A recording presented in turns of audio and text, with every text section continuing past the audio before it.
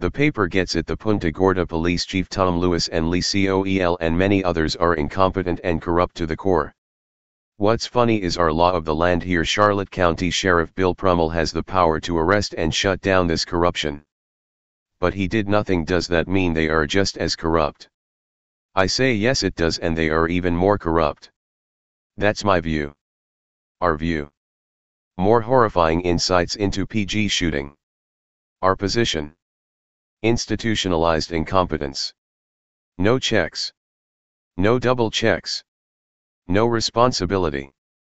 Anyone who thought the case of the August 2016 shooting death of Mary Knowlton could not become more disturbing got a jolt recently with the release of Punta Gorda Police Department interviews conducted by state investigators. The transcripts showed an alarming carelessness toward gun safety at this public event. The apparent reality of responsibilities assumed but not actually designated. Routine safety procedures familiar to anyone with a modicum of firearms training were ignored. The apparent reality that actual, formal protocols did not exist. This was unimaginable. Horrifying. Inexcusable. A story printed in The Sun on April 21 and written by WGCU News reporters Michael Hirsch and Amy Tardif revealed details of the investigation by the Florida Department of Law Enforcement into Knowlton's shooting death during a Chamber of Commerce shoot/don't shoot demonstration on the evening of August 9. The story is also available on the WGCU website. Also at that website, http://tinyurl.com/lhwsyzq are long clips of the police interviews. Knowlton was the citizen participant at the educational demonstration. She was shot by Punta Gorda police officer Lee Coel as more than 40 citizens and police department officers looked on. Coel has been charged with felony manslaughter. Among revelations from the interviews, Police Lieutenant Christopher Salzman, the Director of Employee Development and Training, said he didn't insert himself into a safety check routine because he arrived late to the scene of the demonstration and assumed it had been done already by others.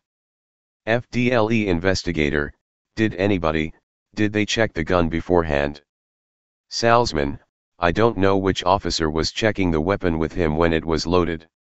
Asked if that typically would have been his responsibility, or that of Captain Jeffrey Woodard, Salzman said, in this particular case, it would have been incumbent on both of us. Arriving late, Salzman said, my presumption was that because everything was in place, that these safety checks had already been completed. An assumption when, in fact, none had. Woodard, who oversees much of the daily operation of the department, told the FDLE agent that he knew Coel had a .38 caliber revolver in his waistband. But he also did not conduct a safety check. When asked who was in control of the scenario, Woodard said, I'm not. The state investigator asked who, in fact, was. FDLE, somebody owned that scenario. Who owned it? Woodard, I don't think that was ever discussed. An astounding admission. And precisely the problem. Despite the presence of 4 senior law enforcement officers, it seemed no one had clearly delineated responsibility for public safety. No one had been specifically assigned to double-check Coel's weapon. No one did. Woodard subsequently told state investigators he knew of no written protocols for this type of demonstration. They were, essentially, winging it. Further, he told the FDLE, the department devised its operating procedures from internet videos. They were YouTube scenarios that some other agency did, Woodard said. And, according to Woodard, the YouTube-based video scenario was supplied by Chief Tom Lewis, before he became chief. Among other disturbing revelations, no one thought to question why Coel was using his personal revolver. This wasn't the first time this happened. According to Woodard, this demonstration was conducted previously at least once and perhaps as many as 3 times with Coel in the shooter role, using his .38 caliber revolver, with ammunition Coel believed were blanks. In Woodard's words, immediately after the shooting, Coel said, I just don't understand what happened. These are the same rounds that I use all the time. According to Woodard's statement to the FDLE, there was no designated safety officer at the demonstration. Everybody acted as safety officer, he said. Or, in this case, everybody believing someone else was responsible. No one assigned specific responsibility. In sum, no one imagined this was possible, so no formal protocols were in place. Which is mind-boggling. The use of a working firearm, a personal handgun, at that. Blanks or not. The assumption by Coel, and his supervisors, that the gun wasn't loaded with live ammunition. Assumptions without accountability. A slipshod system, death resulting. The city is conducting an internal affairs investigation, and city officials have said they will wait until criminal charges are resolved before taking further action. How long will that be? Until that happens, the city of Punta Gorda cannot begin to restore public faith in the operation. Until that happens, 4 officers involved with the scenario remain at the highest levels of the department's command structure. 1. Captain Jason Chisquini, is acting police chief. Meanwhile, Lewis has been charged by the state attorney Steve Russell with misdemeanor culpable negligence, and he has been placed on paid leave by city manager Howard Kunnick. At this point, it is impossible to imagine he might return to the department. In light of these revelations and who knows what else to come, it seems fitting that strong disciplinary action will be taken against the other ranking officers who might have stepped in, conducted a simple safety check and prevented the shooting. It is also inconceivable that anyone from within the department will be promoted to chief permanently. Someone from outside, untainted by this horrific incident, will have to be brought in to begin to restore credibility to a police department that has lost public trust.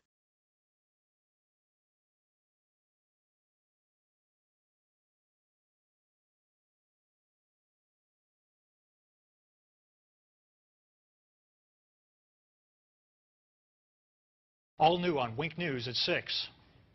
The chief has been doing a PR campaign about, I'm open, I'm honest, anything you want to talk about. Well, he doesn't want to talk about these other incidents. He didn't release these other incidents until you had to go digging through like a madman to find them. Wink News pushes to get memos from the Punta Gorda Police Department about Lee Coel, the cop who shot 73-year-old Mary Knowlton during a shoot, don't shoot citizens demonstration back in August. These are memos that have never been made public before. And tonight we'll tell you about the memo from an officer who trains other cops witnessing Lee Coel making what she basically calls a wrongful arrest. Wink News investigative reporter Dave Colbreth has the exclusive. This sort of stuff should be unacceptable in any law enforcement agency. He was a one-man wrecking crew in Punta Gorda, and nobody tried to stop him. Is he fabricating things?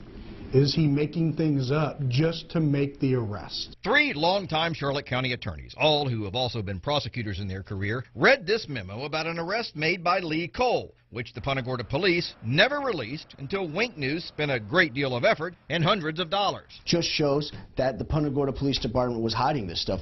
Every news agency in the country was asking for these type of documents. The memo really hit home for Steve Leskovich because it was about his client, Jacob Hill. You always hear about corruption, but then to actually read it and know that it happens to someone you know is actually quite disheartening. On June 23, 2015, Officer Bonnie Buckaloo sent this memo to the Punta Gorda police administrators. They knew roughly 8 hours after this arrest. Buckaloo, along with another officer, came upon Lee Coel, who had pulled Hill over for driving the wrong way on this one-way street. First, Coel had his dog sniff around the vehicle for drugs, but it did not detect any. After that, Coel said that he was changing hats and now going to try for a DUI.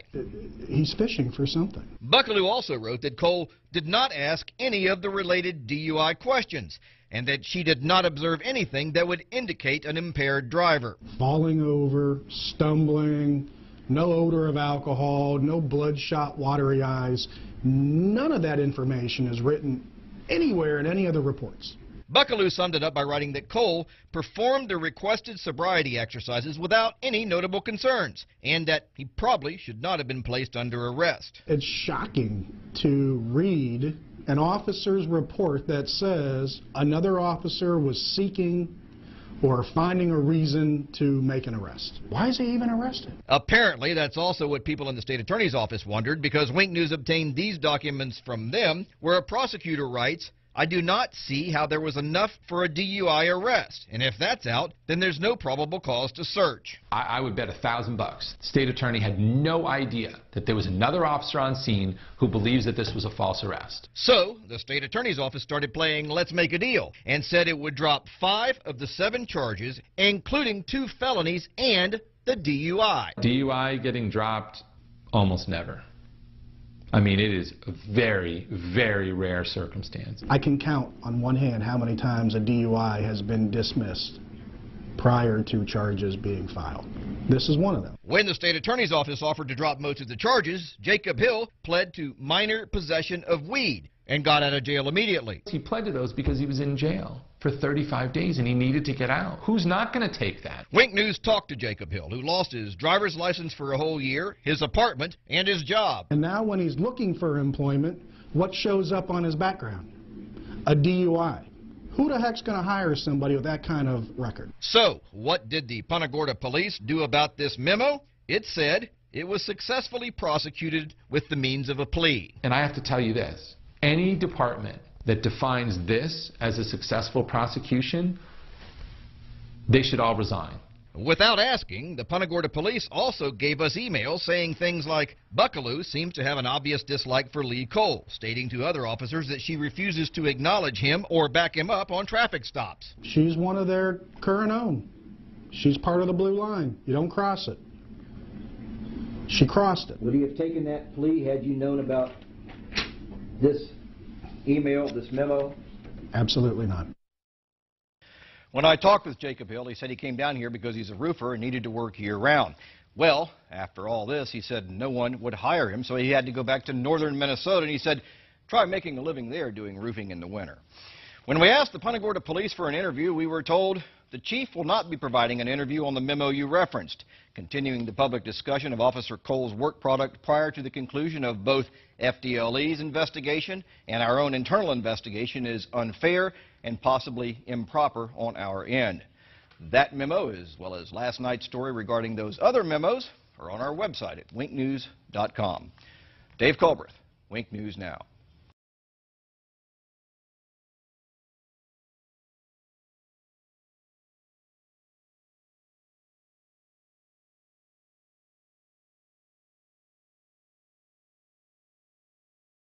I think that that was a sign of just arrogance.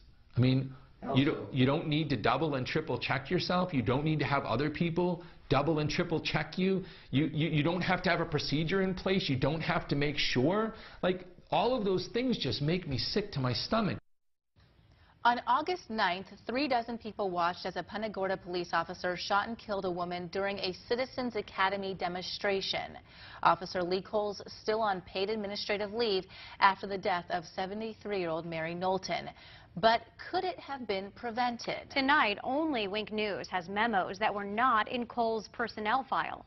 After weeks of requests and hundreds of dollars spent, Punta Gorda police finally gave us those memos with allegations of bad arrests, insubordination, and policy violation.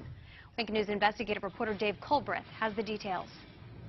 Nobody should be running around this town with a gun and a badge with these type of allegations against them. No self-respecting law enforcement agency that I've ever encountered should be tolerating this kind of behavior. Those are 2 longtime Charlotte County attorneys. Both of them were shocked when I showed them these memos obtained by Wink News after the Punta Gorda police fought hard to prevent us from getting them. Just shows that the Punta Gorda Police Department was hiding this stuff.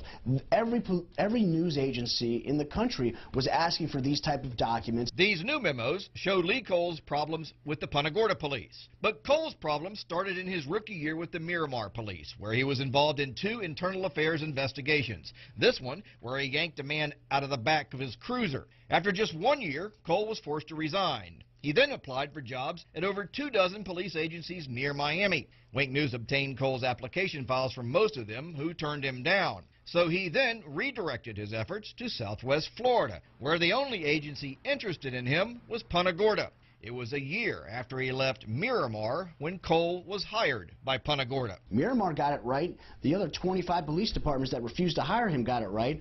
Punta Gorda got it wrong. Coel's personnel file with the Punta Gorda police shows many positive things he's done. But then there's these newly obtained memos that were not in his personnel file. When you hire somebody that was asked to resign from a different police force, they should be on thin ice. The first incident Wink News discovered is depicted in this memo. It was February 4th, 2015, when Coel accidentally discharged his taser at home. He was never disciplined. To have an officer not check his taser before he does a spark test, that is Barney Fife stuff. On October 23, 2015, a supervisor, Thomas Kagan, wrote this memo saying Coel was insubordinate to him and questioned his authority. I think that him being insubordinate to his lieutenant seems to kind of go along with all of the other misconduct that he's alleged to have engaged in, because, you know, each one of those is kind of him being arrogant. Then exactly 1 week later, Coel saw a man riding his bicycle at night without a light. The man wouldn't stop, so Coel sicked his dog on him. But Wink News has now learned from this email that there was what was called a community initiative in place, where officers were supposed to give warnings and free bicycle lights to people instead of arresting them. The Punta Gorda police ultimately settled with the man for $60,000, and over $120,000 worth of medical bills were written off by a hospital. The Punta Gorda police also hired an expert who determined that Coel did not do anything wrong. I don't care what they say, you know, him allowing that dog to rip the chest wall out of a man who was driving without lights on a bicycle, that's insanity. The dog bite issue got attention around the world, and Coel said he was receiving death threats. So he improperly accessed the state computer system to remove his name from public records. He got a slap on the wrist from Chief Tom Lewis, who, ironically, illegally accessed the same system himself 5 years earlier and got suspended. As an attorney, I mean, the Florida bar would be smacking me around something fierce, because you can't just engage in constant misconduct. He's got 5 or 6 incidents of serious misconduct. He's still a cop.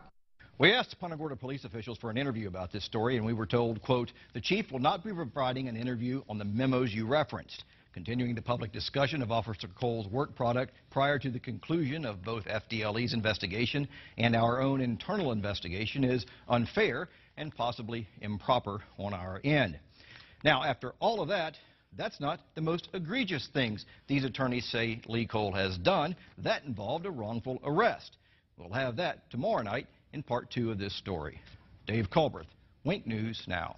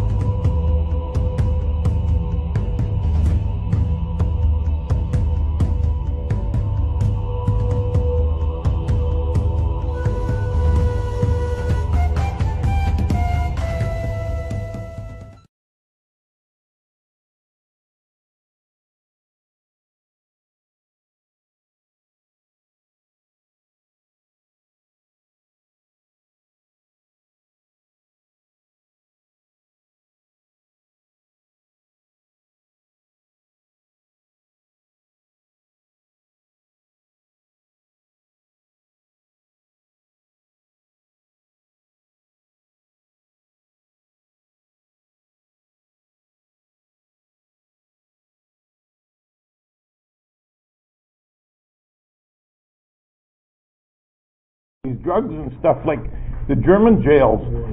They would have. We got 7. I'm a Canadian originally. We got 7 times more. Will you do me a favor? What's that? If you want to record me, I have no problem with that. Right. But this is not a public building. Last time we were here, we already discussed it.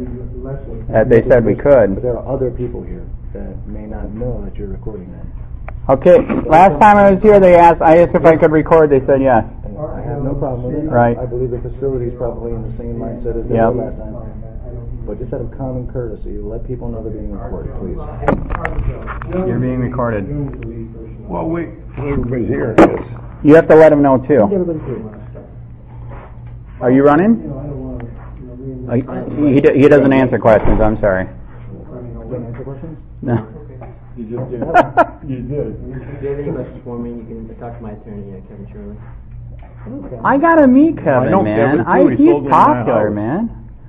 He is popular. No, but he was the lawyer for the guy that sold when I bought my house 18 years ago. You want me to sit here next to you, buddy? Yes. Thank you. Anyhow, should be interesting. Good. You're from Punta Gorda? Oh, did you meet him yet? So am I. No, told me you were Canadian. This is John Surcan. This is Ian. This is the guy that's doing all the filming, going for public records requests and stuff. Oh. They like him. They like him so much they trespass him. They do. I'm very popular. What was the latest video on? Looking for a trespasser. Jim Mello. Oh, Jim Mello was trespassed from some real estate office for causing a disturbance in there. Mm-hmm. Oh, yeah. And but the only record you got was 2015. That was the one? Yeah. Oh. But they were giving the other guy like a hard time about getting the record, so I had to go down there and straighten those things out with him. Yeah. Hey, Tom, and by the way, we tried to get L.A. Daniels and the black people to come today. I'm totally serious. Totally serious. I said, let's meet here and have a conversation. It's a shame. It is. So. The meeting's canceled. Maybe next month. It's going to be same time, same place? The meeting's canceled? Yes, sir. Why? We're the community. Feedback from the Traby Woods community. We can't be part of it. You're not members of the Traby Woods community, no. Oh my God, that's a good point. You got your number, you just told me a few minutes. It's a meeting to discuss in the community, and now it's canceled. Yeah. Wow. But seriously, I really appreciate you gentlemen. No, but you told me a few minutes ago it's here to discuss a community discussion meeting, and now it's canceled. Meeting's canceled, yes, sir. Because I thought it was a community discussion meeting. That's what you told me a few minutes ago. Yeah, we're members of the community. We like to be heard.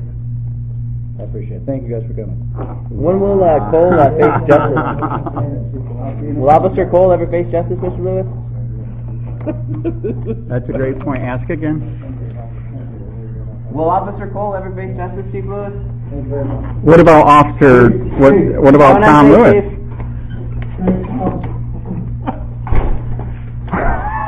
So what do you want to do? Go for coffee? Let's not waste the time. I'm shocked too, man. He just told me that you're going to have a meeting, right? And I says, what is it about? And he says, it's just a community to discuss things in the community. Right, he wasn't specific on which community, though. Yeah. Yeah, that's crazy. But it's community. Exactly. I says, what is it, about? And I says, well, that's great. That's what we should have. It ain't worth it. Okay. Once they've got their mind made up. All right, so what do you want to do? Let's not waste this. You want to do coffee somewhere or what? Sure. Harry, where's the closest place for coffee? We could have just used this community center. We don't have to have anybody here. I can't. That's what I can't figure out. This is a public place. Mm-hmm. Why do you don't even need any kind of permission to Right. I don't understand that. He's supposedly saying I do have the right to film, but I'm supposed to let everybody know. Don't believe that's true in Florida.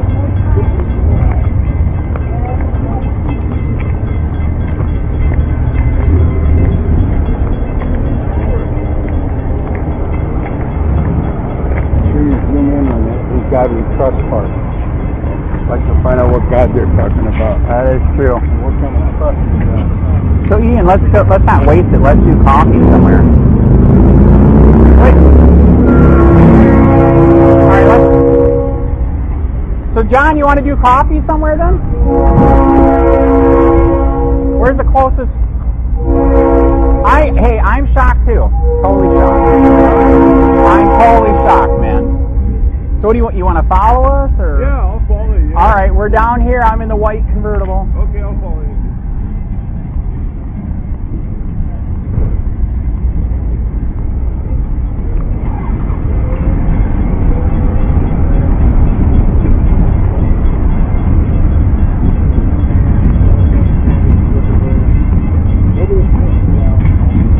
So where do you want to go for coffee? Let's not waste it. Whatever you decide, it's perfect. Man, I'm just easy to get out with, man. He just shut the meeting down. He said we're not from the community, so he canceled it. So let's not waste it. What you want to do? Let's do coffee somewhere. I'd give it about 2 or 3 minutes. These two just showed up for the meeting. I know.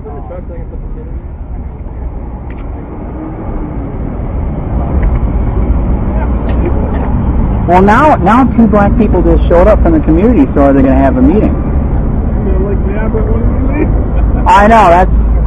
That's why he said maybe wait a minute. Oh, have you ever seen anything like that? Yeah. Oh yeah. Oh, all right. Oh yeah.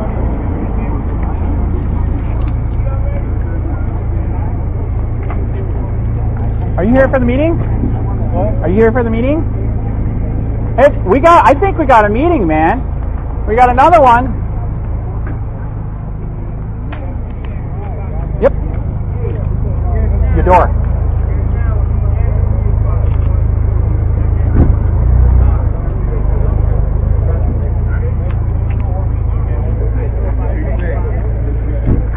Okay, he still canceled it? All right, can I give you my card then?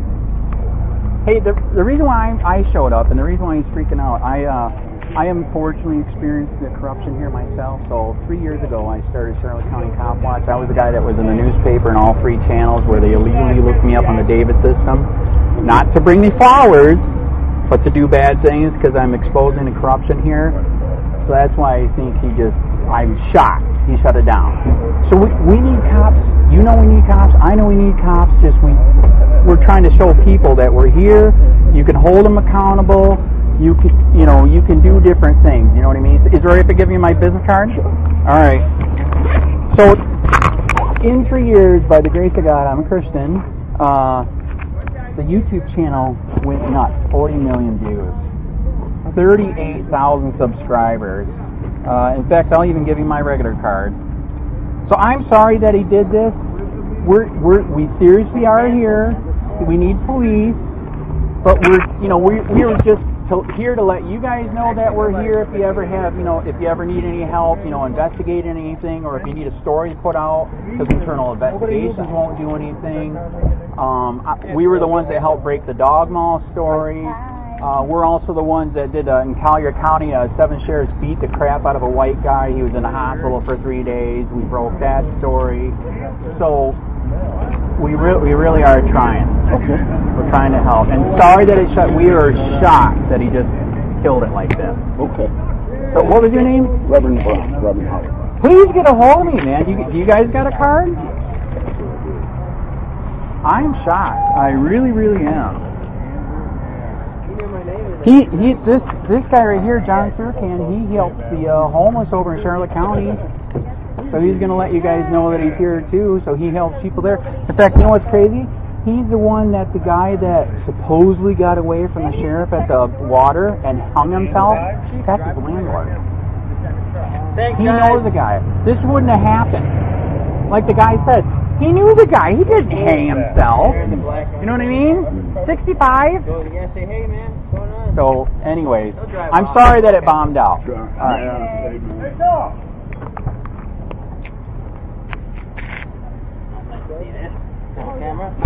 Oh, are we filming?